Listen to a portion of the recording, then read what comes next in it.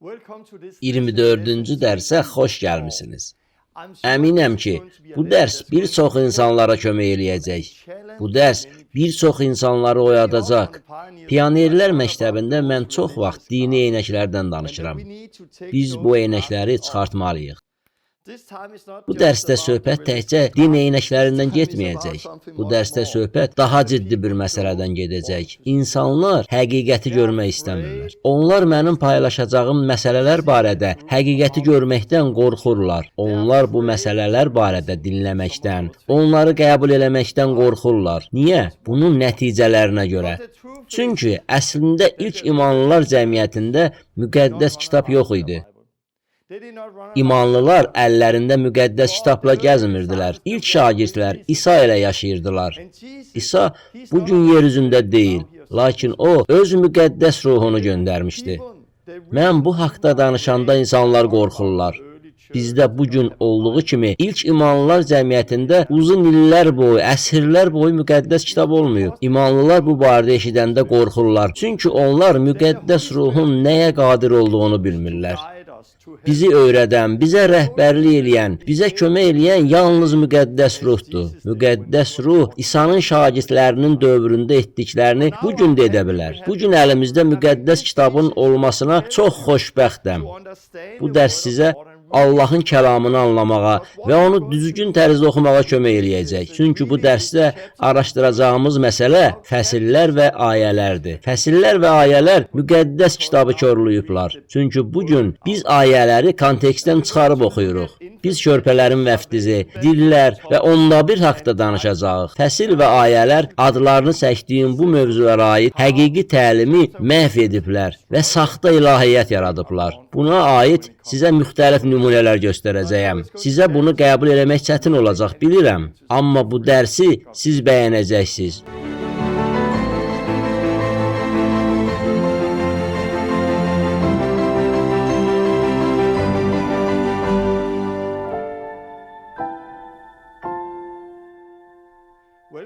Bu dərsə xoş gəlmisiniz. Bu Pionerlər Məktəbinin 24-cü dərsidir. Bugün keçən dərsdə qaldığım yerdən davam eləyəcəm. Bu həqiqətən maraqlı olacaq. Keçən dəfə mən müqəddəs kitab barədə, müqəddəs kitabı necə başa düşmək haqqında danışdım. Biz qanun müəllimlərinə, fariseylərə nəzər saldıq. Onları ilk imanlılar cəmiyyəti, ilk şagirdlər və onların həyat tərzi ilə müqayisə elədik. Sonra biz kəlam haqqında danışdıq. Biraz fəsillər və ayələr haqqında da danışdıq. Dedim ki, müqəddəs kitab bir çox cəhətdən məhv edilib. Çünki biz müqəddəs kitabı fəsillər və ayələrə böldük. Müqəddəs kitab veriləndə fəsilsiz və ayəsiz idi.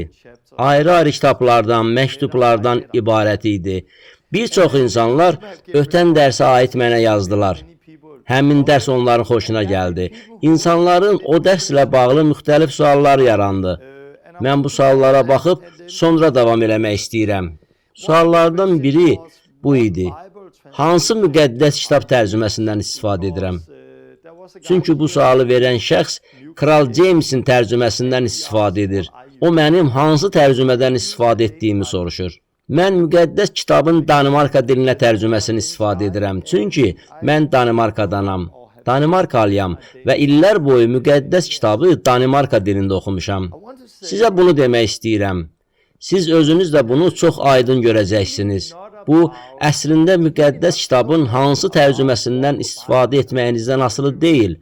Əsas məsələ Allahın kəlamının tam mənzərəsini anlamaqdır. Əsas məsələ müqəddəs ruhun sizi öyrətməsidir. Çox imanlıları görmüşəm ki, onları müqəddəs kitabın düzgün tərcüməsi narahat edir. Halbuki, onların həyatlarının bir çox sahələrindən görünür ki, onlar tam mənzərəni anlamayıblar. Şəxsən mən tam mənzərəni anlamışam. Nəticədə dini eynəklərimi çıxartdım. Müqəddəs kitabı yeni bir şəkildə başa düşdüm. Bu çox böyük bir vəhy oldu. Lakin bu, müqəddəs kitabın düzgün tərcüməsindən istifadə etməyimin nəticəsində baş vermədi. Xeyr, mən müqəddəs kitabı düzgün hissələrə bölməyi öyrəndim. Bu, müqəddəs kitabın hansı tərcüməsindən istifadə etməyimizdən daha vacibdir. Amma belə desəm də, müxtəlif tərcümələrə baxmaq yaxşıdır. Mümkün qədər çox tərcümələri götürün və onları sadəcə oxuyun. Ancaq tərcümələr ən vacib məsələ deyil. Başqa bir sual. Bu sual mənim təlimimlə bağlıdır. Sanki mən demişdim ki, müqəddəs yazılarda olan fəsillər və ayələr az qala şeytandandır. Belə dediyimi xatırlamıram. Amma bu sual yazan adam bunu anlamaqda çətinlik çəkdi. Çünki mən özüm müqəddəs yazıların ayələrinə istinad edirəm. Cavab budur. İsa özü müqəddəs yazılara istinad edirdi. Peter müqəddəs yazılara istinad edirdi. Paul müqəddəs yazılara istinad edirdi. Onlar əhd-i ətiqə istinad edirdilər. Onların hamısı müqəddəs yazılara istinad edirdilər. Müqəddəs yazılara istinad etməkdə problem yoxdur. Ancaq sizə fərqi göstərmək istəyirəm. Fərq ondadır ki, onlar müqəddəs yazılara istinad edəndə sözləri kontekstdən çıxarmırdılar. Onlar bütöv mətni oxuyurdular. Onlar mətnə düzgün tərzdə, düzgün kontekstdə istinad edirdilər. Amma bizim tanıdığımız xristianlığın bünövrəsində bütöv mənzərə deyil, tanıdığımız xristianlığın bünövrəsində kontekstdən çıxarılmış ayələrdir. Problem də elə bundadır. Bu dərsdə bunu çox aydın izah edəcəyəm. Çünki tezliklə müxtəlif mövzulara, müxtəlif ayələrə nəzər salacağıq. Bu ayələri bir çoxlarınız təkrar eşitmisiniz. Bir çox ayələr var ki, bunlar kilsələrdə təkrar istifadə edilir. Ancaq bu dərsdə bildiyinizi əmin olduğunuz müqəddəs kitab ayələrini əslində nə qədər səhv başa düşdüyünüzü görəcəksiniz. Çünki ayələr kontekstdən çıxarılıb. Müqəddəs kitaba istinad etməkdə səhv bir şey yoxdur. Sadəcə düzgün kontekstdə istinad etmək lazımdır. Amma sizə Həvarilərin işləri 4:13, 1 Yəhya 2-ni istifadə etməyinizə ehtiyac yoxdur. Mən bunu indi sizə kömək etmək üçün edirəm. Ancaq ilk şagirdlər bunu etmirdilər. Onlar mətnə olduğu kimi istinad edirdilər. Başqa bir nəfər mənə belə yazıb. Bir çox kilsələr müqəddəs ruhun onları qəribə təcrübələrə sövq etdiyini deyərək müqəddəs yazılardan uzaqlaşırlar. Onlar bunu demirlər, amma biz görürük. Deyirlər ki, müqəddəs ruh onları bu və ya digər işlərə sövq edir.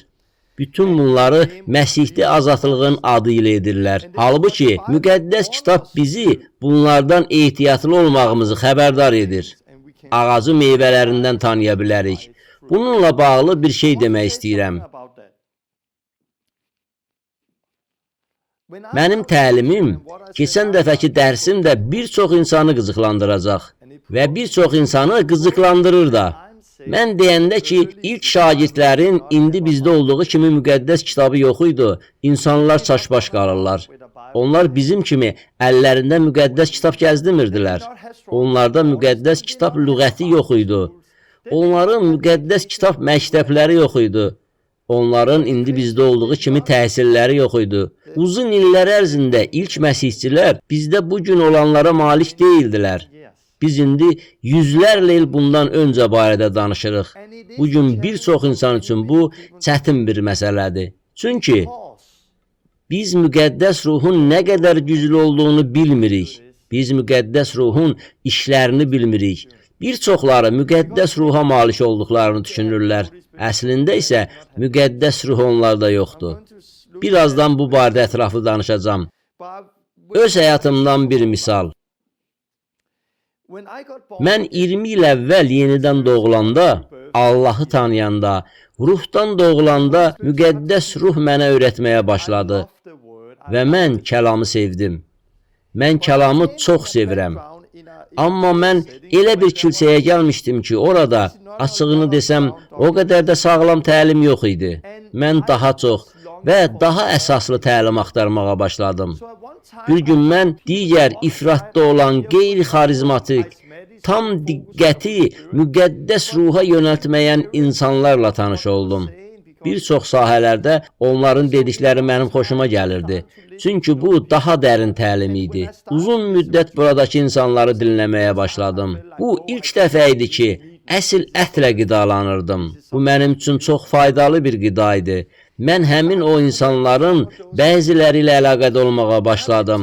Sonra bir çox il bundan əvvəl bir konferansa getdim. Mən Danimarkada düzgün təlimin əhəmiyyətini vurğulayan insanlarla bir yerdə idim. Onlar daim deyirdilər, düzgün təlim, hər şeyi sınayın, düzgün təlim, kəlamın dərinliyinə getməliyik. Onlar həqiqətən təlimə böyük əhəmiyyət verirdilər. Əvvəllər getdiyim kilsədə bu belə deyildi.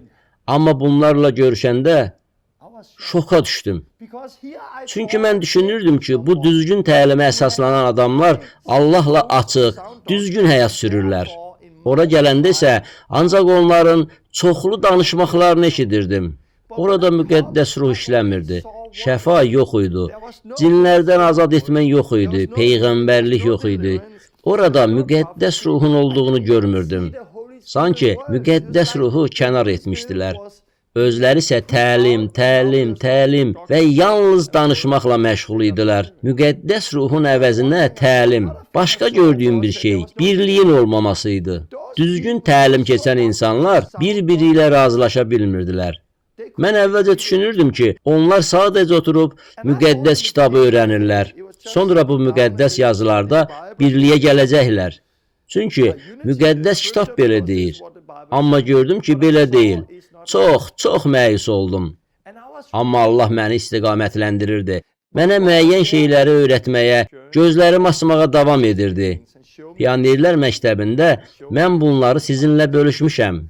Öyrəndiyim əsas məsələlərdən biri də müqəddəs ruhun gerçək olmasıdır. İndi biz qəribə təzahürlər olduğu saxta ruhlardan danışmırıq. Müqəddəs ruhdan, əsl müqəddəs ruhdan danışırıq. O bizə həqiqəti öyrətməyə qadirdir.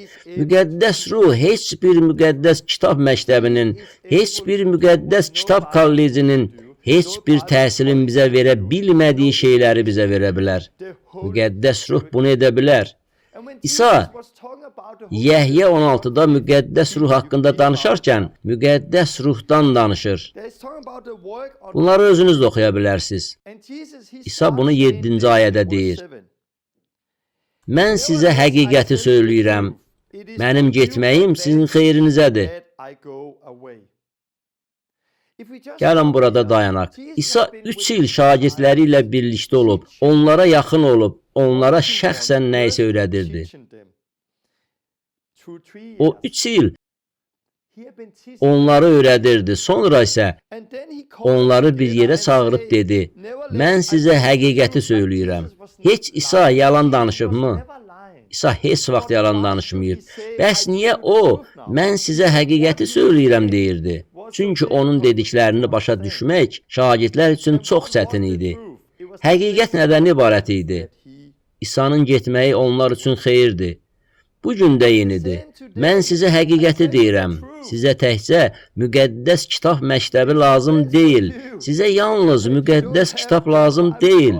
Sizə təkcə ali dini məktəb lazım deyil. Sizə başqa bir şey də lazımdır. Sizə müqəddəs ruh lazımdır. İsa dedi, mən sizə həqiqəti söyləyirəm, mənim getməyim sizin xeyrinizədir. Çünki getməsəm, vəsadətçi yanınıza gəlməz, amma getsəm, onu sizə göndərəcəyəm. O gələndə günah, salihlik və mühakimə barədə dünyanı ifşa edəcək. Günah, salihlik və mühakimə barədə bütün dünyanı müqəddəs ruh ifşa edəcək. Sonra İsa davam edərək deyir, hələ sizə söylənəcək çoxlu sözüm var, amma indi bunların ötəsindən gələ bilməzsiniz. Lakin o, həqiqət ruhu gələndə sizə hər həqiqətə yol göstərəcək. Beləliklə, İsa deyirdi ki, onun göndərəcəyi vəsadətçi, onun kimi onlara kömək olacaq. Müqəddəs ruh İsa'dan zəif deyil. Müqəddəs ruh İsa'dan pis deyil. Əslində, İsa'nın getməsi bizim xeyrimizə idi. Niyə? Çünki İsa bugün yer üzündə olsaydı, biz onu görmək üçün İsrailə getməli olardıq. İsa yatmalı və çox şey eləməli idi. Xeyr, siz onunla görüşə bilməzdiniz. İsa müəyyən yerdə müəyyən vaxt olmalı idi. Lakin İsa gedəndən sonra müqəddəs ruhu göndərdi. Müqəddəs ruh bizi öyrətməyə, bizə rəhbərlik etməyə qadirdir. Müqəddəs ruhun etdiyi işlər barədə biz burada oxuyuruq. O vəsadətçidir. O günah, salihlik və mühakimə barədə dünyanı ifşa edəcək. O sizə hər həqiqətə yol göstərəcək. Nə eşidirsə onu söyləyəcək. O məni izzətləndirəcək. Bunları İsa dedi.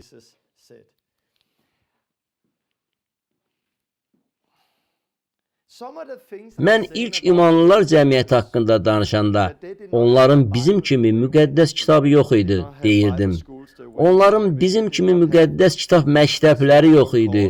Onların müqəddəs kitab lüğətləri yox idi. Bizdə olan izahlı müqəddəs kitabları yox idi. Hər cür elektron vəsaitləri yox idi. Çoxları təkcə dini eynəklərini çıxarmamalıdılar. Çoxlarının gözlərində bu var.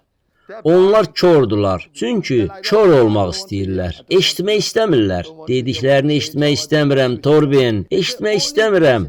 Onların eşitmək istəmədiklərinin yeganə səbəbi müqəddəs ruhun nəyə qadir olduğunu bilməmələridir. Onlar bilmədilər ki, müqəddəs ruh heç bir insanın edə bilməyəcəyini edə bilər. Müqəddəs ruh heç kimin öyrədə bilmədiyi şeyləri öyrədə bilər. Müqəddəs ruh bizə elə bir şəkildə rəhbərlik edə bilər ki, heç kim bunu təkrarlaya bilməz. Mən elə indicə bu dərsdən əvvəl Pionerlər Məktəbimizin tələbələrindən biri ilə söhbət edirdim. 3 gün əvvəl Pionerlər Məktəbimizin tələbəsi olan bir qadınla görüşdüm. İlk dərslərdə tövbə, vəftiz və müqəddəs ruh haqqında danışmışdıq. Onunla söhbət edəndə, məncə bu 2 gün əvvəl idi. Adamlardan soruşdum ki, dillərdə danışmağın mövcudluğuna şübhə edirmi? O qadın dedi, bəli, bunun mövcudluğuna həmişə şübhə etmişəm. Bura gəl, dedim. Sonra onun üçün dua elədim. Sanki müqəddəs ruh həmin an onun üzərinə töküldü. O nəfəsini aldı və müqəddəs ruhla dillərdə danışmağa başladı. Dillərdə danışmaq onun daxilindən gəlirdi. Sonra o dedi, 20 ildir ki, dillərdə dua edirəm. Amma indi bildim ki, bu dillər deyilmiş. 20 ildir ki, məndə müqəddəs ruh olduğunu düşünürdüm. Amma indi bildim ki, məndə müqəddəs ruh yox imiş. O, bu dərsdən əvvəl öz şəhadətləri ilə mənimlə bölüşürdü. O dedi, dünən insanlara küçədə müjdəni təbliğ edəndə əvvəllər heç vaxt hiss eləmədiyim bir cəsarət hiss elədim. Müqəddəs ruh sizdə olmayanda, müqəddəs ruh sizdə imiş kimi hiss edə bilərsiniz. Həqiqi müqəddəs ruh müqəddəsdir. Əsl müqəddəs ruh bizi müqəddəs həyatı yaşamağa istiqamətləndirir. Əsl müqəddəs ruh bizim edə bilməyəcəyimiz şeylər edir. Əvvəllər dediyim sözü bir də təkrarlayıram. Mən radikal bir adamam.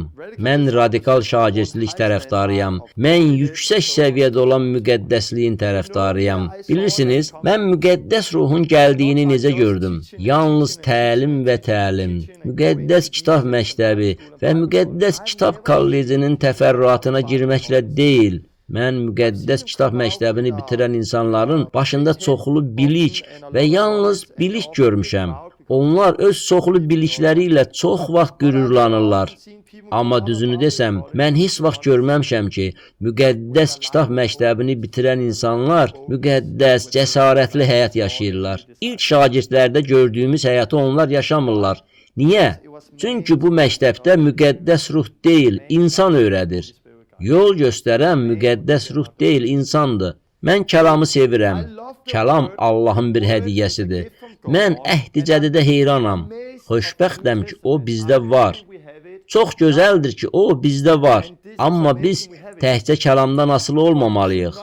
Bizə müqəddəs ruh da lazımdır.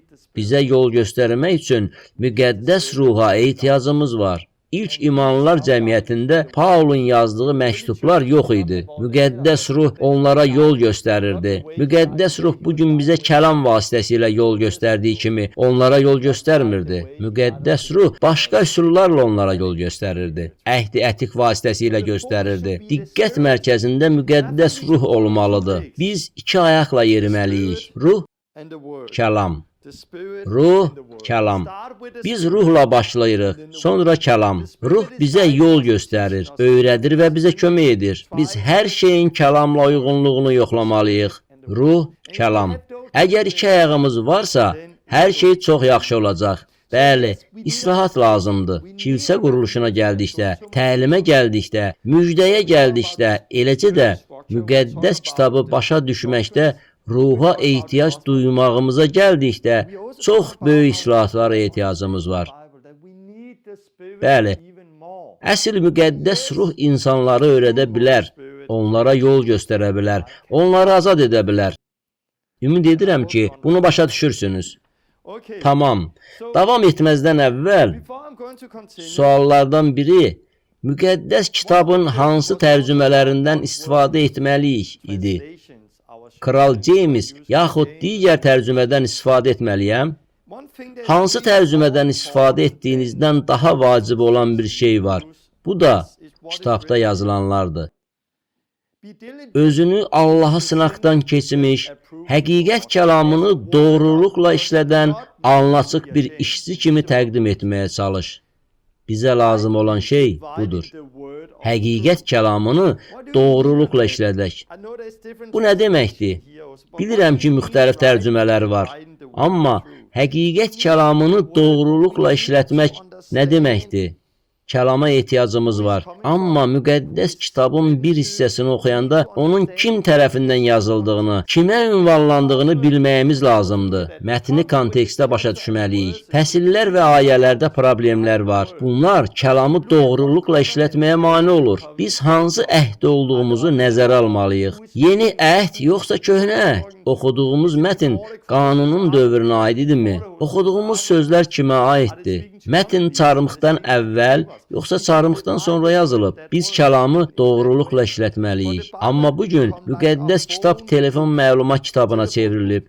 Əsl telefon məlumat kitabına əvvəllər istifadə etdiyimiz telefon məlumat kitabını götürürdük. Lazım olan nömrəni tapırdıq. Müqəddəs ruhun köməyi ilə tam mənzərəni görməyə əvəzinə, müqəddəs kitabı olduğu kimi oxumaq əvəzinə onlar yalnız özlərinə lazım olan ayələri tapırlar. Yaxşı, davam edək. Ümid edirəm hazırsınız. Mən müqəddəs yazıdan 2 sitat gətirəcəyəm. Həvarilərin İşləri kitabında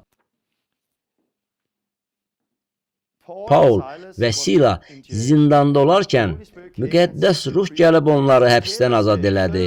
Həbsxana rəisi onlardan soruşdu: "Ağalar, xilas olmaq üçün nə etməliyəm?" Onlar dedilər: "Rəbb İsa'ya iman et, sən də ev əhlində xilas olarsınız." Burada Paul və Silanın ona dediklərini oxuyuruq.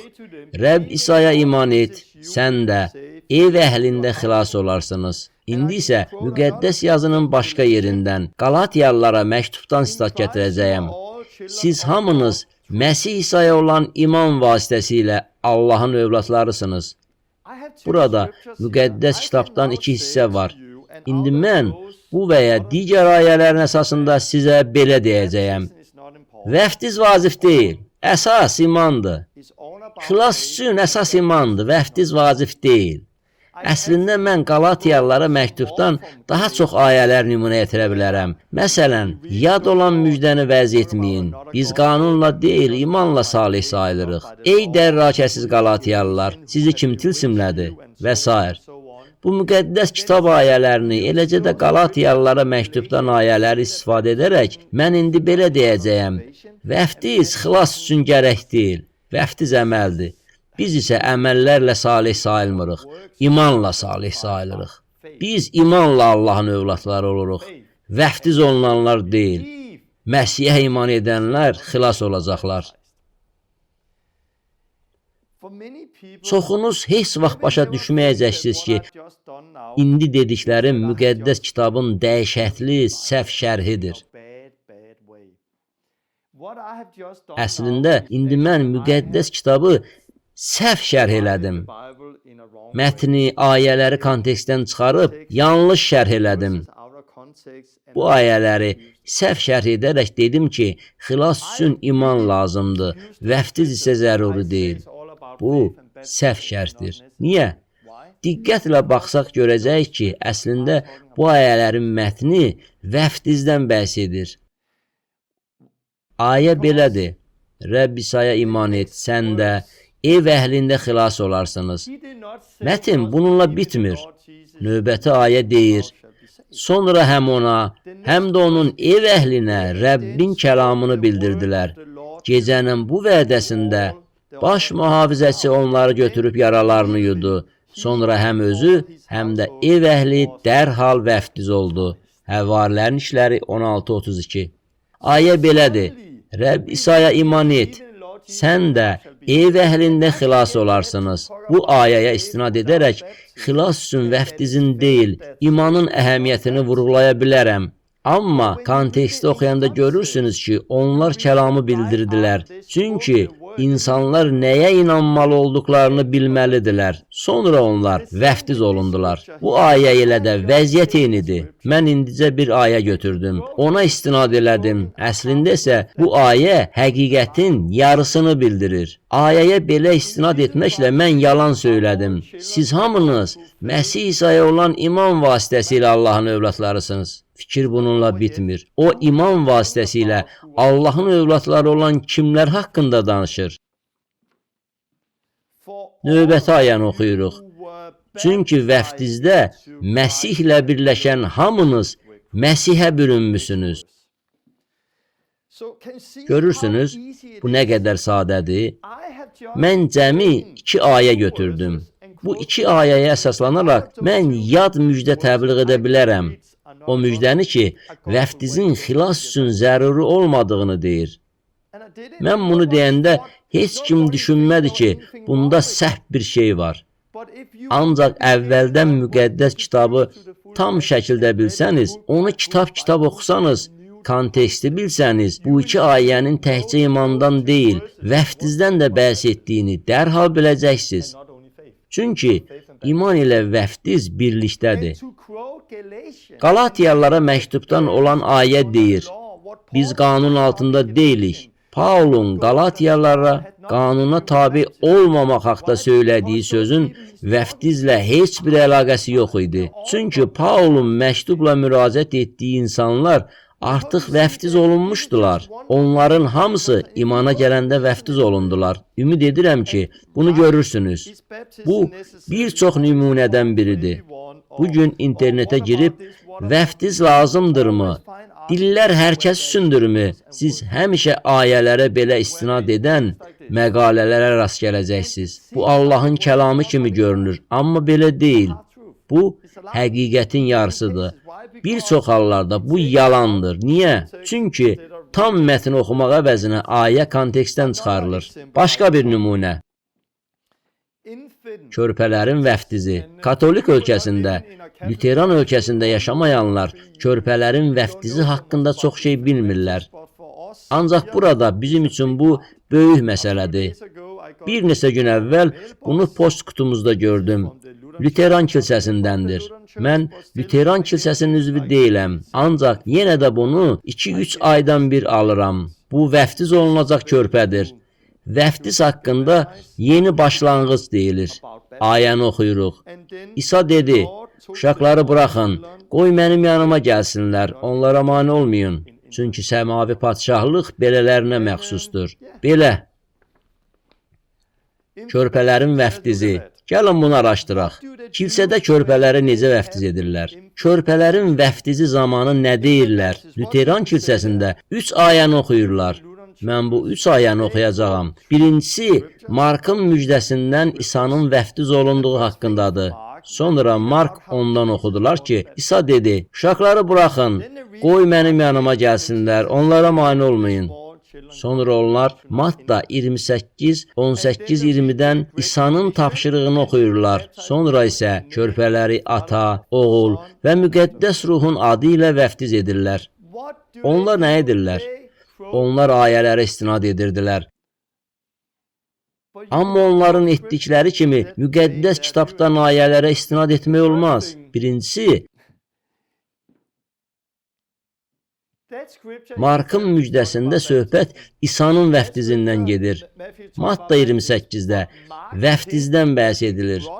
Amma Mark 10-da uşaqları İsa'nın yanına gətirdilər və o, əllərini onların üzərinə qoydu. Bu ayənin vəftizlə heç bir əlaqəsi yoxdur. İsa burada uşaqlara xeyir-dua verir. İsa onları vəftiz eləmədi. Buna tez-tez rast gəlmək olar. Bir mövzudan söhbət gedəndə bir neçə aya götürürük. Sonra isə mövzuya aid olmayan bir aya götürürük. Bunları birləşdirib körpələrin vəftizi barədə təlim alırıq. Burada olduğu kimi bir aya götürürük ki, İsa'nın vəftizi haqqındadır. O bir ayəni götürürük. Gedin, insanları vəftiz edin. Bəs axı indi bizə uşaqlarla əlaqəli olan bir ayə də lazımdır. Neyniyək? Problem deyil. Bu ayəni götürək. İsa dedi, uşaqları buraxın, qoy mənim yanıma gəlsinlər. Amma ilahiyyəti belə yaratmaq olmaz. Əhd-i Cədiddə körpələrin vəftizinə dair heç bir nümunə yoxdur. Sonra onlar daha bir sübut verirlər. Bu da Həvarilərin işləri 16-da olan zindanın baş mühafizəçisidir. Bunu bir daha oxuyuram. Rəbb İsa'ya iman et, sən də ev əhlində xilas olarsınız. Sonra həm özü, həm də ev əhli dərhal vəftiz oldu. Həvarilərin işləri 16-da oxuyuruq ki, o özü və bütün ev əhli vəftiz olundu. Aha, biz düşünürük ki, o evdə körpələr ola bilərdi. Yaxşı, gəlin ətrafa baxaq. Körpələri olan neçə ailə var? Körpələri olan ailələr çoxdur. Eləcə də körpələri olmayan ailələr çoxdur. Bizim evdə, mənim ailəmdə ən kiçiyinin 11 yaşı var. O vəftiz olunub.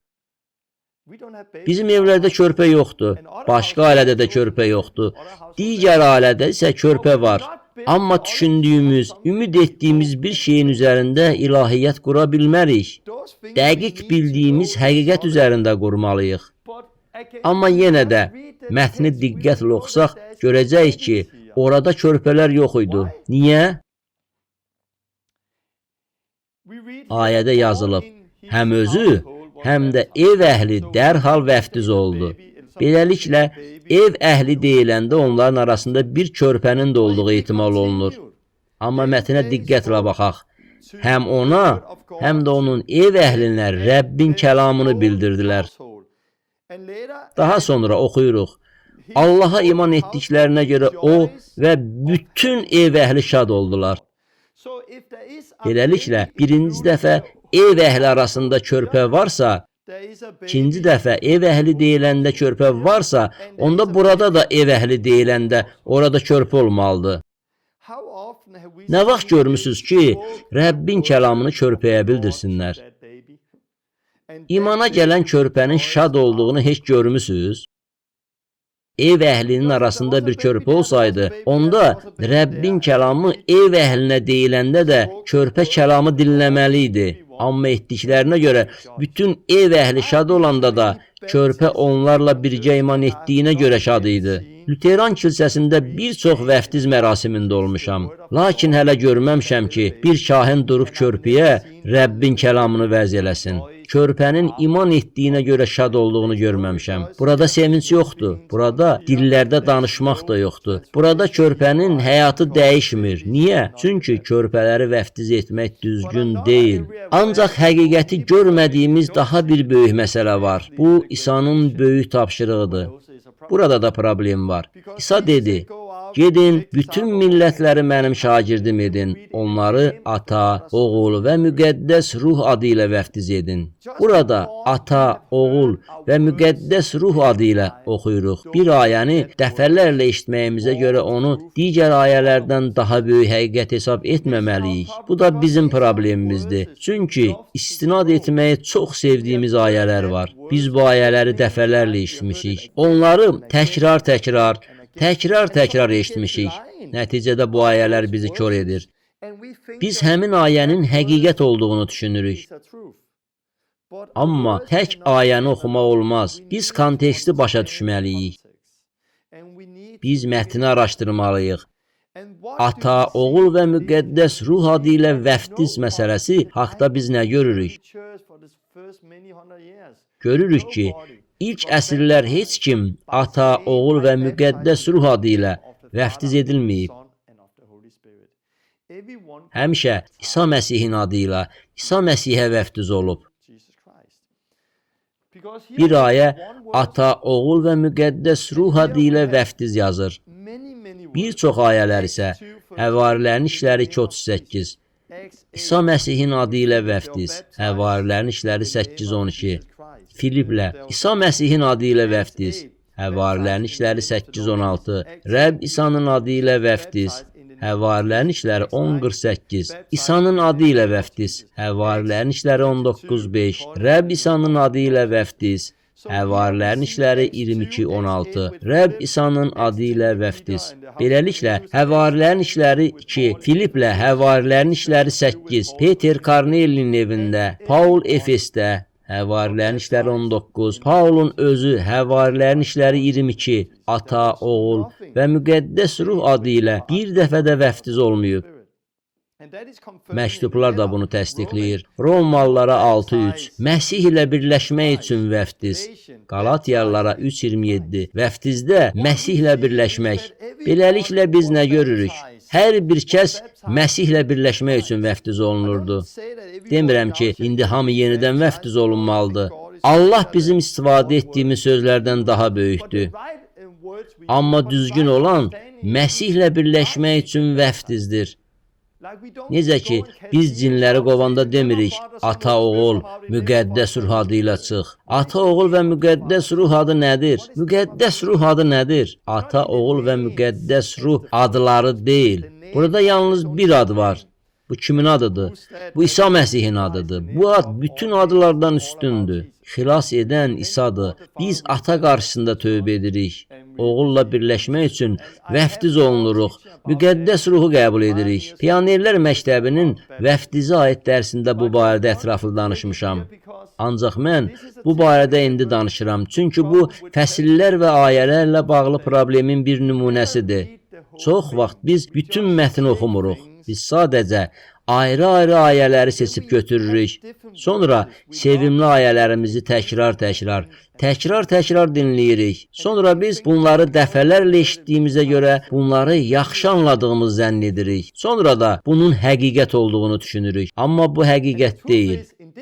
Həqiqət budur ki, bu halda əksər kilsələr səhv olsa da ata, oğul və müqəddəs ruh adı ilə vəftiz edirlər. İnsanların əksəriyyəti bunu etdiyi üçün bu düzgün yol olmur. Eynəyi çıxarmalıyıq. Kəlama qayıtmalıyıq. Bu problem alimlərə, müəllimlərə bizi öyrətməklərinə icazə verməyimizin nəticəsidir. Fikirləşərsiniz ki, mən müqəddəs kitab məktəbinə gedən hər kəsin əleyhinəyəm. Amma mən bunun əleyhinə deyiləm. Sadəcə demək istəyirəm ki, problem bundadır. Harada təsir aldığını mənə de, mən də sənə nəyə inandığını deyim. Müqəddəs kitab məktəbindən hamı eyni eynəklə çıxır. Müqəddəs ruhdan təlim almaq əvəzinə müqəddəs ruha həqiqəti sizə aşkar etməsinə icazə vermək əvəzinə müəllimlərdən təlim alırsınız. Müqəddəs kitab təhlükəli kitab deyil. Əgər sizdə müqəddəs ruh varsa, müqəddəs ruh sizə öyrədə bilər.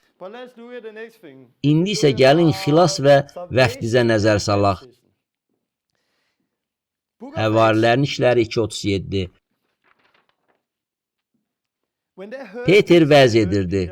Onun sözləri ona qulaq asanların ürəyinə ox kimi sancıldı. Onlar həm Peterdən, həm də o biri həvarilərdən soruşdular. Qardaşlar, bəs biz nə edək? Sual budur. Bugün insanlar bu sualı versələr, biz nə edək? Biz xilas olmaq üçün nə edək? Biz nə edək? Cavabında çoxları bu ayəni oxuyacaqlar. İsa'nı qəbul etmək duasını elə. Çünki müqəddəs kitabda deyilir, əgər sən İsa'nın Rəbb olduğunu dilinlə iqrar edib, Allahın onu ölülər arasından diriltdiyinə ürəkdən inansan, xilas olacaqsan. Məsihçilərin əksəriyyəti bu ayəni oxuyacaq. Ona görə yox ki, biz müqəddəs kitabda bunu edən kimsəni görürük. Müqəddəs kitabda xilas üçün İsa'nı qəbul etdirən, duanı edən bir nəfər də yox idi. Heç kim demədi, bu duanı söylə və xilas olacaqsan. Siz bunu ilk imanlılar cəmiyyətində, eləcə də bir çox əsrlər boy tapa bilməzsiniz. Bu, cəmi 100 il əvvəl icad olunub. Bəs məsihçilər xilas üçün bu duanı etmək lazım olduğunun nəticəsinə necə gəliblər? Səbəb fəsil və ayədir. Məsihçiləri müjdəçilik üçün istifadə olunan vərəqələrə çox öyrəşdiriblər. Burada insanların xilas olması üçün ayələrə istinad edilir. Çoxları həmin bu ayələri istifadə edirlər. Düşünürlər ki, bu əslində Romalılara 19-da deyilənlərdir. Lakin yox, Romalılara 19 iman etməyən, xilasa ehtiyac duyan bir şəxsə aid deyil. Artıq iman etmiş şəxsə aiddir. Vəftiz olunmuş şəxsə aiddir. Müqəddəs ruhu qəbul etmiş şəxsə aiddir. Siz bu barədə Romalılara 6-cı və 8-ci fəsillərdə oxuya bilərsiniz. Romalılara 19 ayəsi İmanlılar barədə danışır. Bu ayədən əvvəl Musanın qanununa riayət etməkdən gələn salihlik haqqında yazılıb. Qanunla yeni əhd arasındakı əlaqədən və sair haqda söhbət gedir. Əvvəllər xilas Musaya inanmaqdan gəlirdisə, indi İsa'ya inanmaqla xilas mümkündür. Xilas inanmaq və inanmağa davam etməkdir. Beləliklə, əgər siz iman etməkdə və etiraf etməkdə davam etsəniz, bugün xilas olacaqsınız. Bu bizə yenidən doğulanlara aiddir. İmanlı olmayanlara isə bu aid deyil. Çünki qeyri-məsihçilər əvvəlcə tövbə etməlidirlər. İsa'nı qəbul etdirən duanı oxumaq kifayət deyil. Onlar vəftiz olunmalıdırlar. Onlar müqəddəs ruhu qəbul etməlidirlər. Bugün müqəddəs kitabın problemi budur ki, biz müqəddəs kitabı düzgün şəkildə hissələrə bölmürük. Biz imanlılara yazılan sözləri götürüb qeyri-məsihçilərə tətbiq edirik. Bir nümunəyə baxaq. Deyək ki, mən evlilik üzrə məsləhətçiyəm. Mən evliliklərində problem olan insanlara məsləhət verməkdə çox yaxşıyam. Bəzən evli olmayan, amma həyat yoldaşı tapmaq istəyən gənc bir oğlana məktub yazıram. Bəzən yeni münasibət quran və evlənmək istəyən cütlüklərə yazıram. Bəzən yeni evli olan, lakin bəzi başlanğıc problemi olanlara yazıram. Bəzən isə həqiqətən nikahları yaxşı olan və problem yaşamayan nikah cütlüklərinə məktub yazıram. Bəzən böhranda olan bir kəsə yazıram və ya yoldaşını yenicə itirmiş dul bir kəsə yazıram. Birinci onlar mənə məktub yazırlar, sonra isə mən ona cavab yazıram. Biz yazışırıq. Mən onlardan məktub alıram və cavab verirəm. Onlar da məktub alır və cavab verirlər. Fərqli insanlara fərqli sözlər yazıram. Minlərlə məktub yazıram. Sonra vəfat edirəm. 20 ildən sonra bəzi insanlar məktublarımın bəzilərini tapırlar. Əslində onlar məktublarımın yaxşı olduğunu düşünürlər. Onlar nə edirlər? Məktublarımı bir kitaba toplayırlar. Bütün məktubları deyil, yalnız bir neçəsini. Özdəki sualı verən məktubları kitaba daxil etmirlər. Yalnız sual olan məktublara yazılmış cavab məktublar kitaba daxil edilir. Yalnız sual məktubunu yazan və məndən cavab məktubunu alan insanlar söhbətin nədən getdiyini tam bilirlər. Bir neçə ildən sonra bəziləri mənim məktublarımı fəsillərə və ayələrə bölmək qərarına gəlirlər. Sonra mənim yazdığım məktublara istinad edən bir çox evlilik məsləhətçiləri olur. Hamısı mənim məktublarıma istinad edirlər. Heç biri də bir-biri ilə ümumi razılığa gəlmir. Hər kəs tamamilə fərqli şeylər öyrədir. Baxmayaraq ki, hamısı mənə istinad edir. Niyə? Çünki onlar ayrı-ayrı məktublardan sözlərimi götürüb istifadə edirlər. Bəyəndikləri ayəni götürürlər.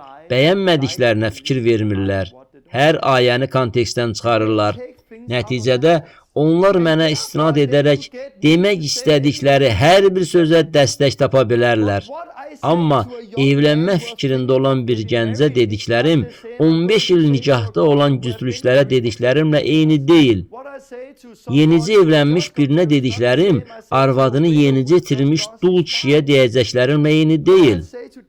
Fərqli insanlara dediklərim fərqlidir. Bəs indi insanlar nə edirlər? Bir yerdə olan bir nəfərə dediyim sözü götürürlər, digər yerdə olan başqa bir adama dediyim sözü götürürlər, bunları birləşdirib bir təlim yaradırlar.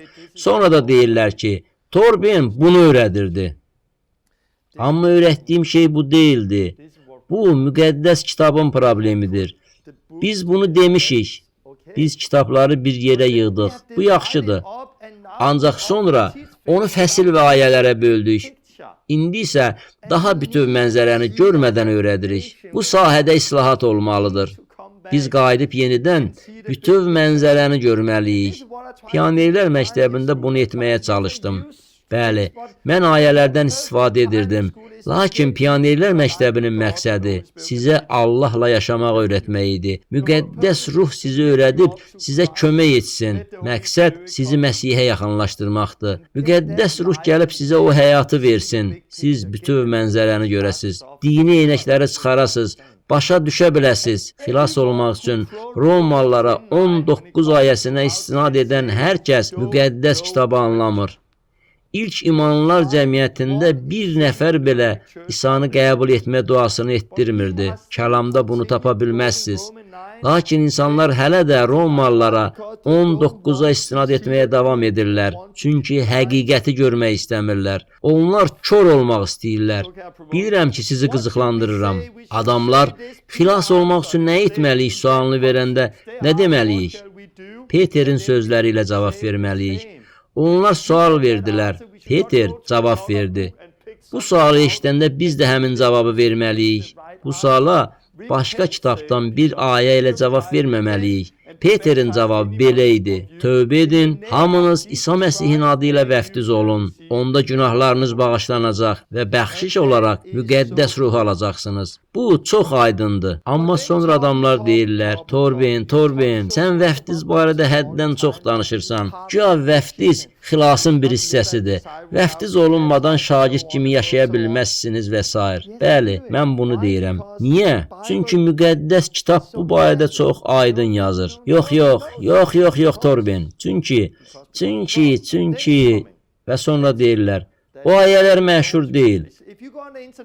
Bugün internetə girib, xilas üçün vəftiz lazımdırmı yazsanız, cavabların yarısı bu ayədən, yarısı isə bu ayədən olacaq. Amma əlimdə olan ayəni heç vaxt oxumayacaqlar. Bunu özünüz sınayın, gülməli bir nəticə görəcəksiniz. Google-da yazın, xilas üçün vəftiz lazımdırmı? Xeyr, lazım deyil, deyən bir məqaləni açın. Bu ayənin kontekstdən çıxarıldığını görəcəksiniz. Çünki bu əslində vəftizdən bəhs edir. Və bu ayənin kontekstdən çıxarıldığını görəcəksiniz. Çünki bu da vəftizdən bəhs edir. Sonra bu ayədə kontekstdən çıxarılır. 1-ci Korinfillər 1:17. Paul deyir, axı Məsih məni vəftiz etməyə deyil, müjdəni yaymağa göndərdi. Məsihin çarmıxı boşa çıxmasın deyə müjdəni müdrik sözlərlə yaymıram.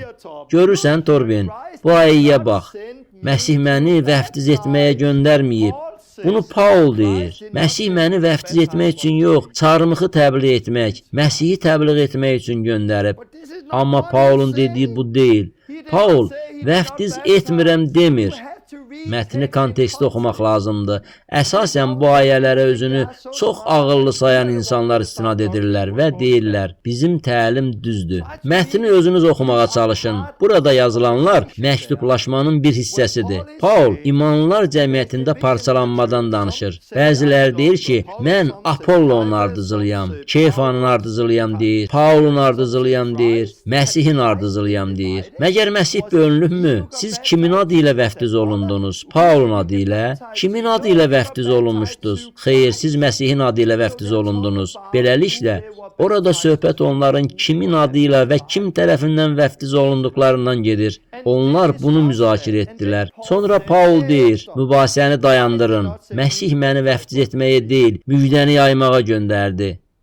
Paul heç kimi vəftiz etmədiyini söyləmədi. O dedi, xoşbəxtəm ki, orada sizin kimləri vəftiz etməmişəm. Bəli, mən o adamı və onun ev əhlini vəftiz etmişəm. Başqasını və onun ev əhlini vəftiz etmişəm. Digərlərini vəftiz etmişəm. Paul əslində adamları vəftiz edirdi. Lakin bu məsələ barədə danışarkən belə demişdi. Mən də belə demişəm. Kanadada bilirsiniz nə baş verdi? Biri gəlib dedi ki, Torben, istəyirəm ki, məni sən vəftiz eləyəsən. Orada mən tövbə, suda vəftiz və müqəddəs ruhda vəftiz haqqında müjdəni təbliğ etmişdim. 130 nəfər vəftiz olunmaq istəyirdi. Biri isə yanıma gəlib dedi: Torben, mənə lazımdır ki, məni məhz sən vəftiz edəsən. Bilirsiniz ona nə cavab verdim? Məsih məni vəftiz eləmək üçün yox, müjdəni təbliğ etmək üçün göndərdi. Bu o deməkdir ki, o suda vəftiz olunmamalıdır. Xeyr, o suda vəftiz olundu. Vəftiz müjdənin bir hissəsidir, amma onu mən vəftiz eləmədim. İnsanlar gəlib mənə deyəndə ki, Torben, məni sən vəftiz elə. Mən hər dəfə bu ayələrə istinad edərək deyirəm, xeyr, insanlar vəftizdə birləşdikləri Məsihə deyil, vəftiz edən şəxsə diqqət yetirirlərsə, deməli onlar düzgün düşünmürlər.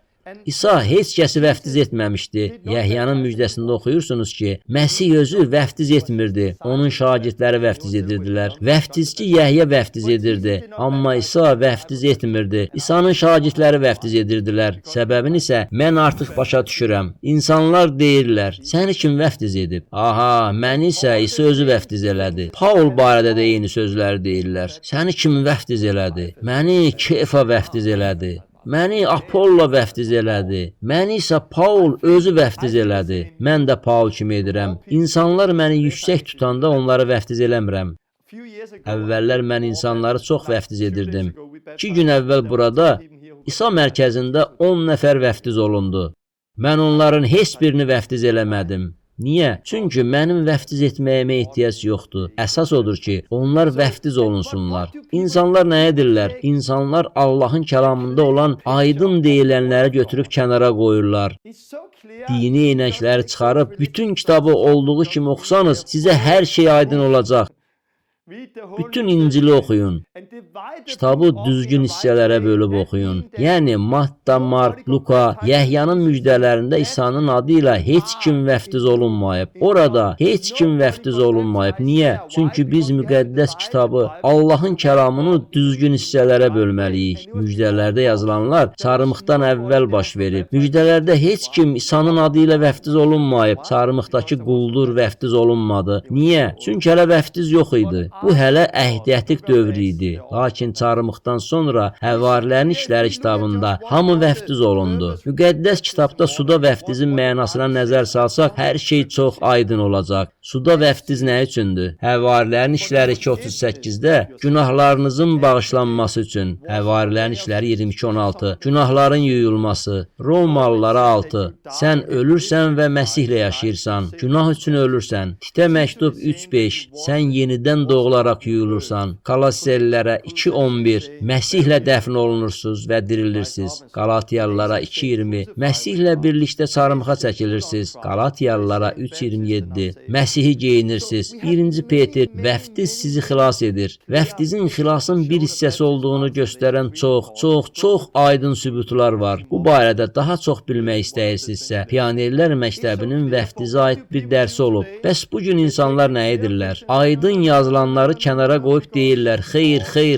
Axı Paul özü demişdi. Beləliklə bir ayəni kontekstdən çıxarandan sonra insanlar kör olurlar. Mən bu ayələri bunların üstünə yerləşdirirəm. Davam edirik. Daha 2 mövzudan danışacağam. Sonra bitirəcəm. Dillər. Dillərdə danışmaq. Yenə də bütöv mənzərəni görməyən insanlar var. Onlar müxtəlif təfərrüatlara diqqət yetirirlər. Yalnız Həvarilərin İşləri 2-yə diqqət yetirirlər. Həvarilərin İşləri 2-də biz oxuyuruq ki, cəmaət onların öz dillərində danışdıqlarını eşidəndə çaşıb qaldılar. Burada nə baş verir? Həvarilərin İşləri 2 müqəddəs ruh 120 nəfərin üzərinə gəldi. Onlar dillərdə danışırdılar. Orada müxtəlif millətlərdən və müxtəlif ölkələrdən gələn insanlar var idi.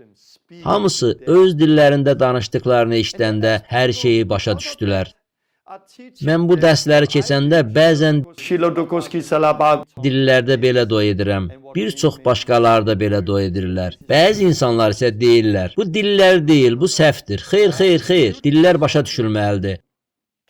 Çünki Həvarilərin İşləri 2-də onlar dilləri başa düşürdülər. Bəs dillər sizin başa düşdüyünüz bir şeydirsə, onda niyə başqa yerdə oxuyuruq ki, Bir nəfər dillərdə danışanda kimsə onu tərcümə eləsin. Hamı başa düşürsə, bir kəsin şərh etməsinə ehtiyac da yoxdur. Dillər haqqında növbəti bir ayə. Korinflərdə oxuyuruq ki, dillərdə danışarkən yalnız 2 və ya ən çox 3 nəfər danışsın, növbə ilə danışsınlar. Tərcümə edəcək bir kəs yoxdursa, sussunlar. Başqa yerdə isə deyirlər, şərh edən adam yoxdursa, onda sakit olsunlar. Beləliklə, elə adamlar var ki, deyirlər, yox, dillərdə danışmayın. Yalnız tərcümə edən şəxs olanda dillərdə danışmaq olar. Yəni, elə insanlar var ki, bu ayəyə diqqət yetirib deyirlər, yox, mövcud olan bir dil olmalıdır. Amma sizin danışdığınız dil, videolarınızda gördüklərimiz dil Allahdan deyil. Bu, mövcud olan dillər olmalıdır. Digərləri isə deyirlər, yox, bu səhvdir. Çünki tərcümə edən yoxdursa, insanlar susmalıdırlar. Bunu deyən insanlar bu ayəyə istinad edirlər. Amma başqa ayələrdə Paul deyir, naməlum dildə danışan adamlarla yox, Allahla danışır. Onu heç kim başa düşmür. Naməlum dildə danışan özünü inkişaf etdirir. Beləliklə, bu ayə imanlılar cəmiyyətini inkişaf etdirən dillərdən danışır. Bu dilləri tərcümə etmək lazımdır. Bu ayədə mövcud olan dillərdən söhbət gedir. Bu ayədə isə naməlum dildir. Heç kim onu başa düşmür. İnsanlar dillərin növlərini qarışıq salırlar. Niyə? Çünki, məsələn, keçən dəfə dediyim kimi, Korinflərə məktub bugünkü Baptist kilsəsinə yazılmayıb və ya Lüteran kilsəsinə, Katolik kilsəsinə yazılmayıb. Korinflərə məktub müəyyən bir imanlılar cəmiyyətinə yazılmışdı.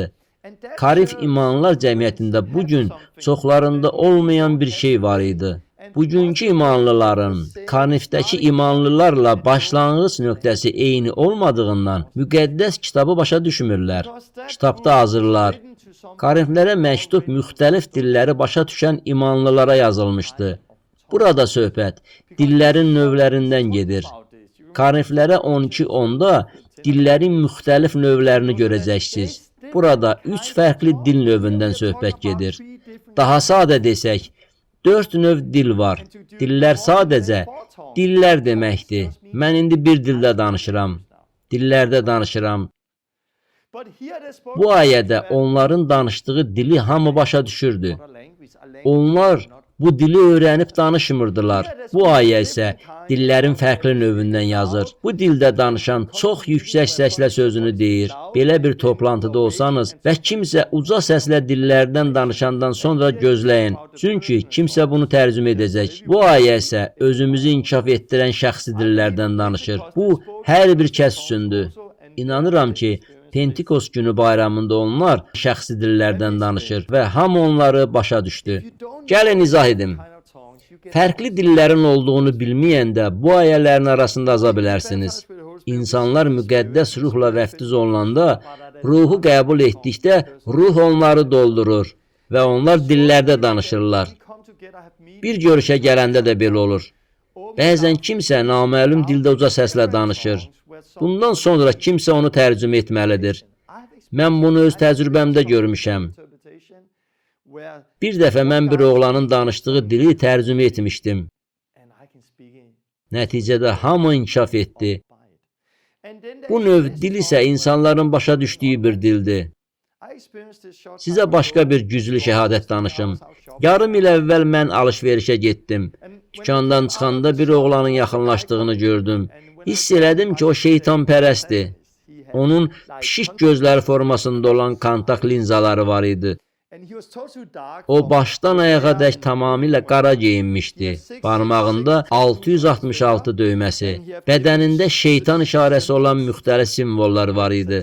O mənə yaxınlaşdı və mənimlə danışmağa başladı. O bəzi qəribə sözlər danışmağa başladı. Mən isə onun sözünü kəsib soruşdum.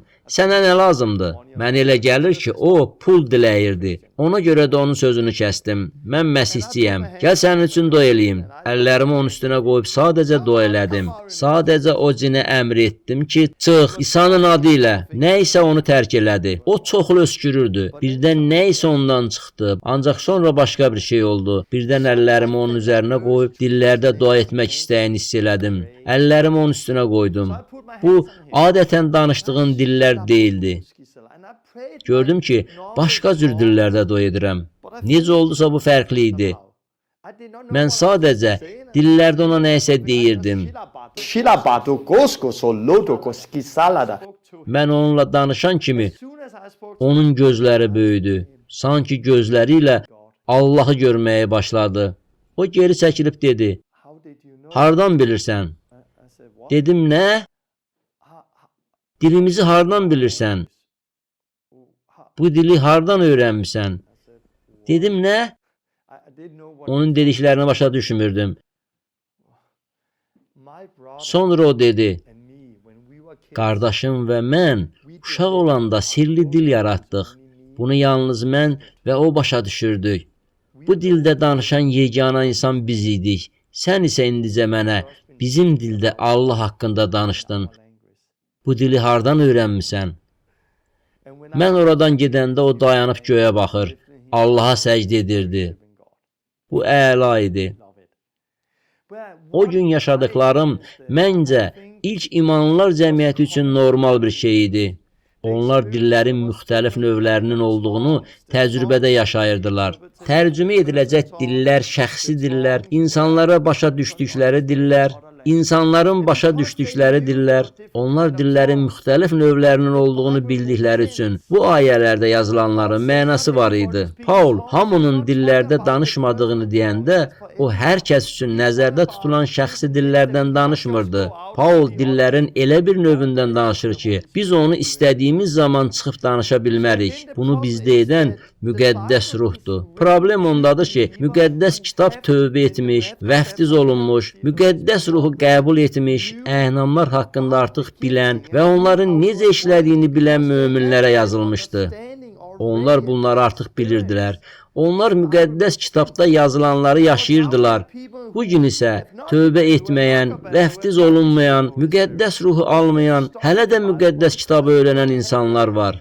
Onlarda zəruri olan tövbə, vəftiz və müqəddəs ruh olmadığına görə mətni oxuyurlar, amma kordular. Sizə bir nümunə göstərəcəyəm. Əgər burada bəhs etdiyim filmə baxmısınızsa, sözümü yaxşı başa düşəcəksiniz.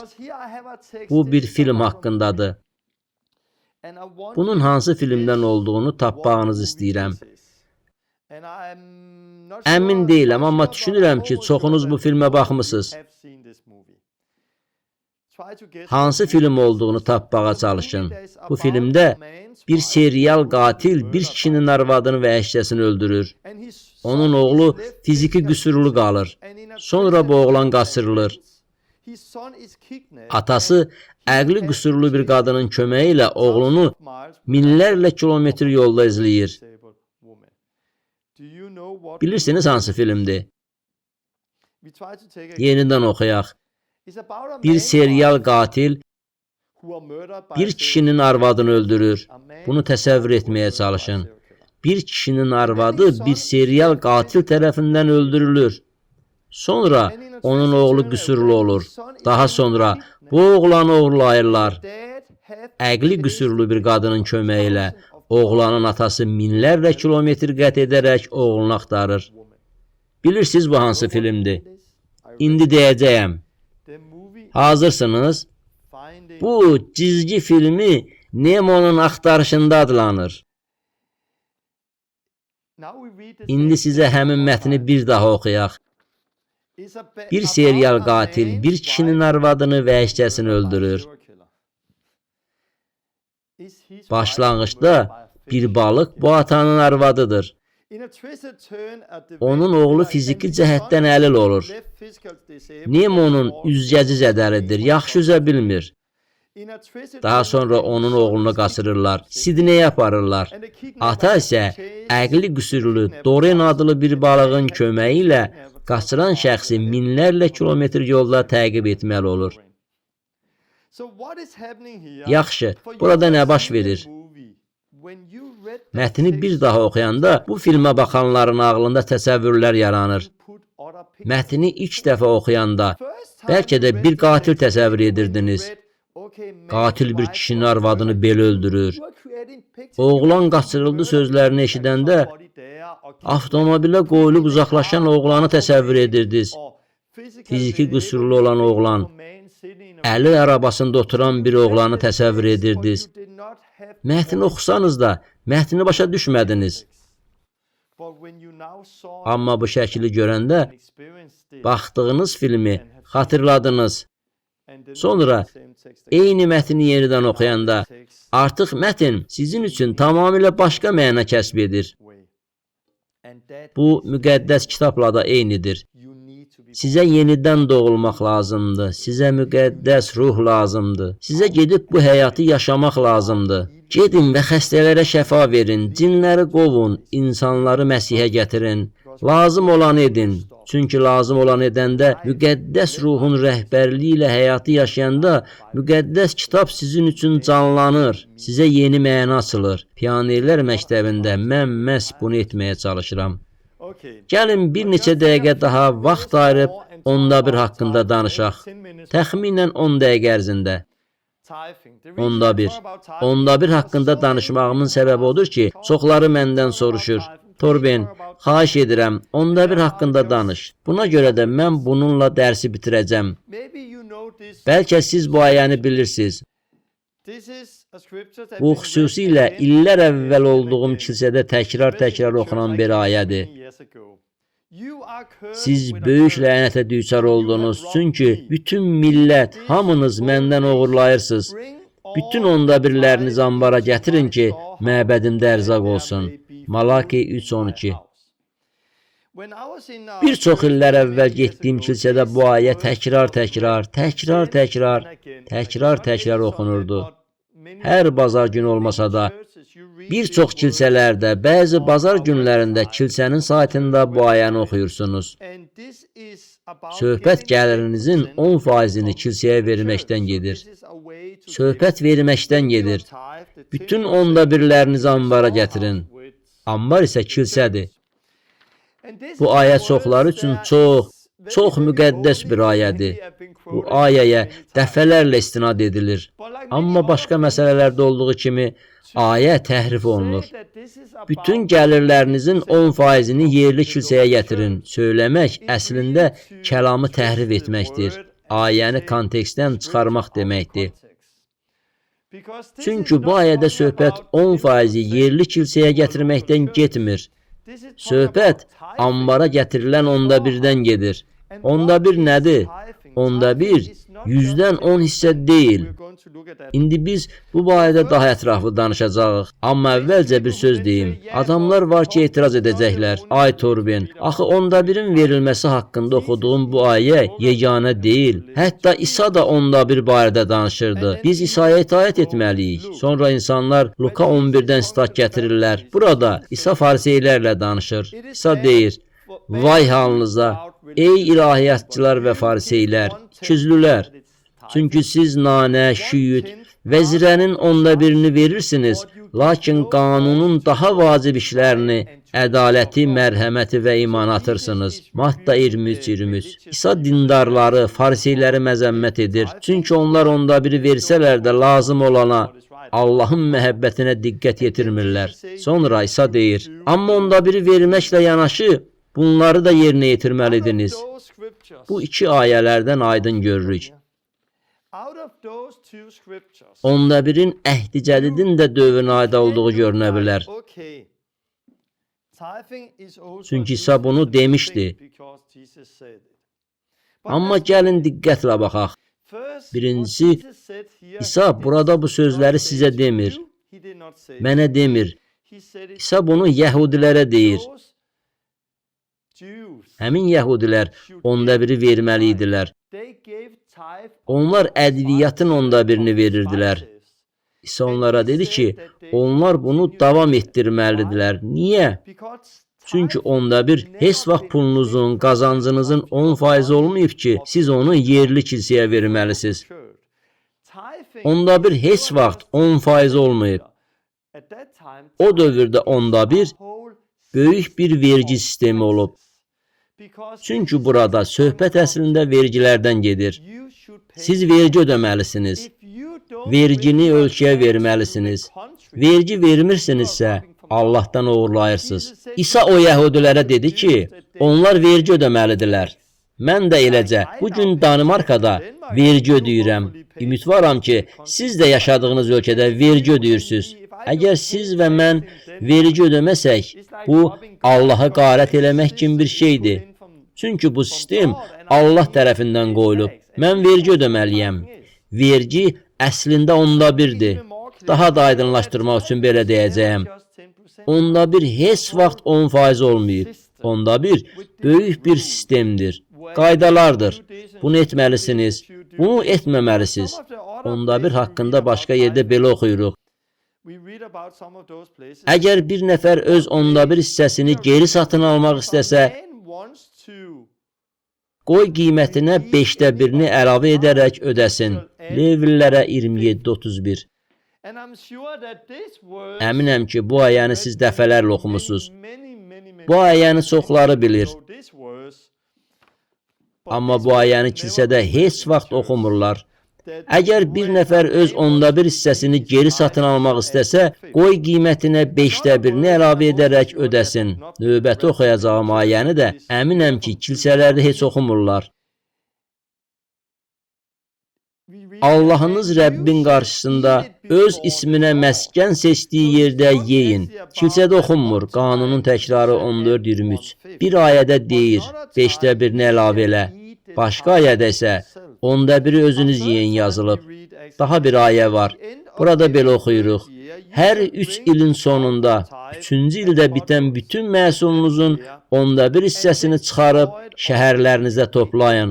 Levilər, şəhərlərinizdə olan qəriblər, yetimlər və dul qadınlar qoy gəlib bundan doyunca yesinlər. Qanunun təkrarı 14:28-29. Əgər 1/5 məsələsini diqqətlə araşdırsanız görəcəksiniz ki, 1/5 10% deyil, bu bir sistemdir. İsraillərin ölkəni idarə etmək üçün istifadə etdiyi bir sistem. 1/5 pul deyildi, 1/5 torpağın verdiyi bəhrənin bir hissəsi idi. Buna görə də söhbət ədviyyatlardan, heyvanlardan, torpaqdan gələn şeylərdən gedir. 1/5 haqqında çoxlu qaydalar var idi. Məsələn, əgər siz ambardan uzaqda yaşayırsınızsa, məhsulunuzu satıb pulu özünüzlə götürün. Yerusəlimə gəlin, sonra məhsulları alın və təqdim edin. Bunu verin. Beləliklə, bu böyük bir sistem idi. 1/5 və ya vergini yalnız İsraildə torpağa sahib olan insanlar ödəməli idilər. Yalnız bu insanlar, qəriblər vergi verməməli idilər. Yadelilər vergi və 1/5 ödəməməli idilər. Levilər məbəddə işləyirdilər və buna görə də 1/5 verməli deyildilər. Onlar özləri 1/5-dən özlərinə pay alırdılar. Onlar bu 1/5-lərdən öz 1/5-lərini ödəyirdilər. Bu çoxlu qaydaları olan bir sistem idi. Bugün insanlar müqəddəs kitabı olduğu kimi oxumadıqları üçün bunu bilmirlər. Onlar əhd əhdiqi olduğu kimi oxumurlar. Kitabı oxumurlar. Bu ayələri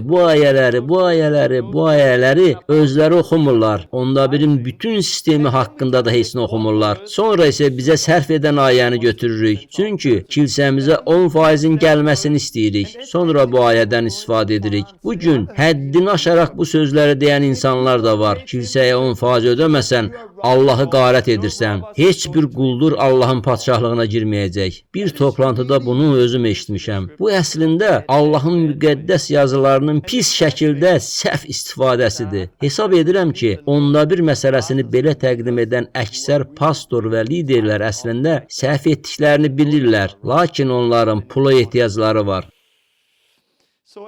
Beləliklə 1/5 yalnız 10% deyil, bu ambara gətirilməli idi. Niyə? Çünki ambarla bağlı böyük bir qaydalar sistemi var idi. Bu yəhudilərə aid idi.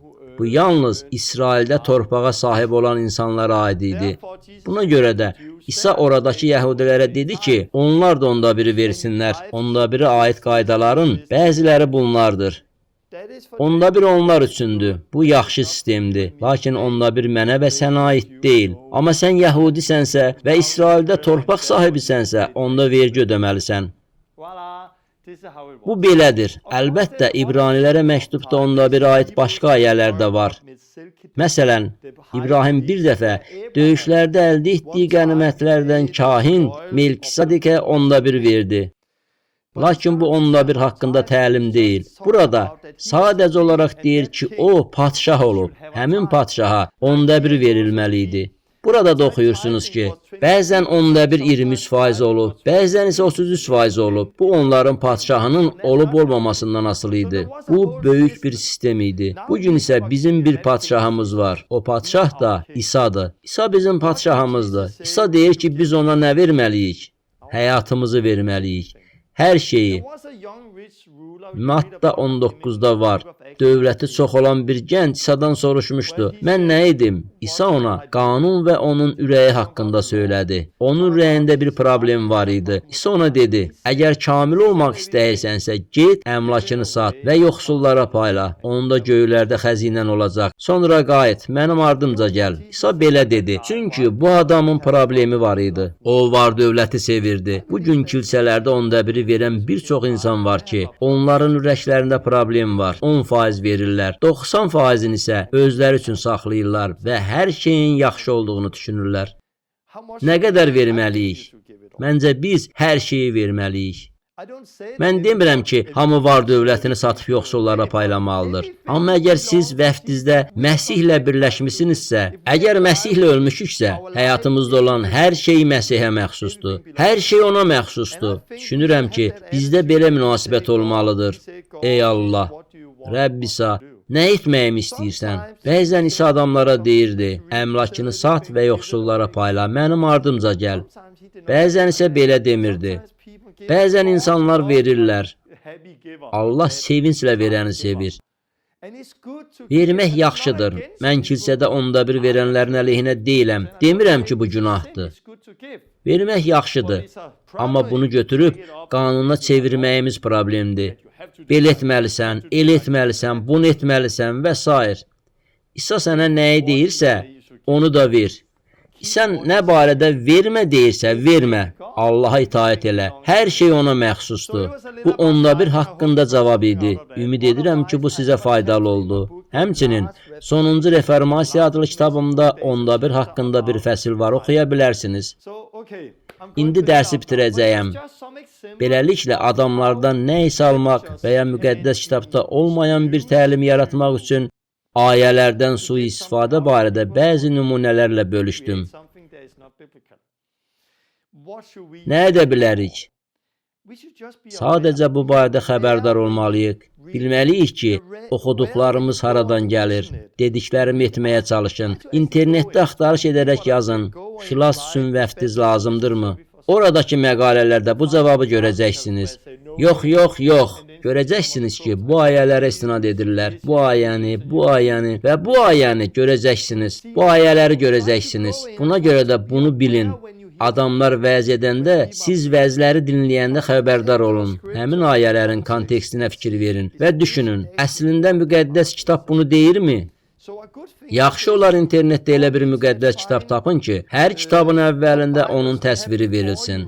Məsələn, Korinflərə məktubun əvvəlində məktub barədə məlumat verilir. Bu çox yaxşıdır. Həmin məlumatı oxuyun. Sizin müqəddəs kitabınızda belə bir məlumat yoxdursa, bu məlumatı internetdə tapın. Müqəddəs kitabın hər bir hissəsini oxumazdan əvvəl onun barəsində məlumatı oxuyun. Bundan sonra isə həmin kitabı oxuyun. Əvvəldən axıra qədər oxuyun. Sonra fikirləşin. Bu sözləri kim deyir? Paul Korinflilərə deyir. Paul Korinfdəki imanlılar cəmiyyətinə deyir. Bu sözlərin hansıları həmin cəmiyyətə aiddir? Hansıları isə mənə aiddir? Sonra müqəddəs ruhdan xahiş edin ki, sizə öyrətsin. Müqəddəs ruhdan sizə həqiqəti aşkar etməsini xahiş edin.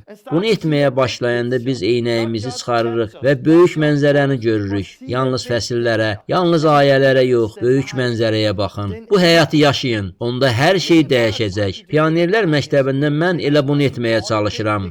Sizə böyük mənzərəni göstərməyə çalışıram. Bu həyatı yaşamağınız üçün sizi ruhlandırmağa çalışıram. Yenidən doğulun, tövbə edin, suda vəftiz olun, müqəddəs ruhu qəbul edin. Sizə kömək edə biləcək birini tapın, sonra küçələrə çıxın. Xəstələrin üzərinə əllərinizi qoyun, cinləri qovmağa çalışın. İnsanları Məsihə gətirməyə başlayın. Müqəddəs ruhun insanları necə doldurduğunu görməyə başlayın. Həyatı yaşamağa başlayın. Dua edin, oruç tutun, Allahı axtarın. Müxtəlif növ dilləri təcrübə edin. Yuxu görün, həyatı yaşayın. Müqəddəs ruhun necə rəhbərlik etdiyini hər şeyi yaşayın. Müqəddəs kitabı götürün və onun kitablarını bir-bir oxuyun. Kitabları bütöv, ardıcıllıqla oxuyun. Müqəddəs kitabda sizin kimi eyni həyatı yaşayan adamları görəcəksiniz. Sizdə olan müqəddəs ruh haqqında oxuyacaqsınız. Eyni problemlər, eyni həyat, eyni sevgi, amma nəyinsə fərqli olduğunu da görəcəksiniz. Çünki onlar fərqli zamanda yaşayırdılar. Fərqli mədəniyyət idi. Onların nə interneti, nə də təyyarələri var idi. Ancaq ruh eyni idi. İsa da eynidir. Müqəddəs kitabı ecazkar edən də məhz elə budur. Müqəddəs kitab ilahiyyat kitabı deyil. Müqəddəs kitab həyat haqqındadır. Ancaq bu sadəcə oxuduğunuz həyat deyil, yaşadığınız həyatdır. Haqqında danışdığım həyatı yaşayın. Tamam. İstəsəniz bu dərsə bir də baxın. 23-cü dərsi görməmisinizsə ona da baxın. Pionerlər məktəbinin ilk 20 dərsini görməmisinizsə onlara baxın. Bəlkə bir aydan sonra qayıdacağam. Hələ bilmirəm. Hal-hazırda mən yalnız Allahdan məsləhət gözləyirəm. Hiss edirəm ki, mən İsa haqqında təlim vermək, həqiqətən dərinə getmək istəyirəm. İsa deyirdi ki, onun ardınca getmək istəyənlər qiymət ödəməlidirlər. Onun söylədiklərinə diqqət yetirmək istəyirəm. Bu təqib həyatıdır. Bu ağrılı bir həyatdır. Bu rifah deyil. Həyatımın mərkəzində mən deyiləm. Bu ölmək və özünüzü inkar etməkdir. Həqiqətən Məsihə tabe olmaqdan ibarət bir həyatdır. Sonra isə təqib haqqında bir dərs keçmək istəyirəm. İşlərin istədiyimiz kimi getmədiyi barədə. Həyat çətindir. Mən isə xoşbəxtəm. Həyat isə çətindir. Bəs niyə həyat çətindir? Çünki mən İsa'nın ardınca gedirəm. İsa'nın ardınca gedən hər bir kəs müxtəlif sahələrdə təqiblərə məruz qalacaq. Növbəti dərslərdə bu barədə danışmaq istəyirəm. Sonra isə yeni şagirdləri öyrətmək barədə, onlarla nə etməliyik və imanlılar cəmiyyətlərini necə qurmalıyıq, bu istiqamətdə nə etməliyik? Hal-hazırda bunlar haqqında dua edirəm. Cavabı nə vaxt alacağımı hələ bilmirəm, amma o vaxta qədər şagird hazırlayın, Allahla yaşayın və müqəddəs ruhun sizinlə danışmasına imkan yaradın. Allah sizi qorusun. Sağ olun.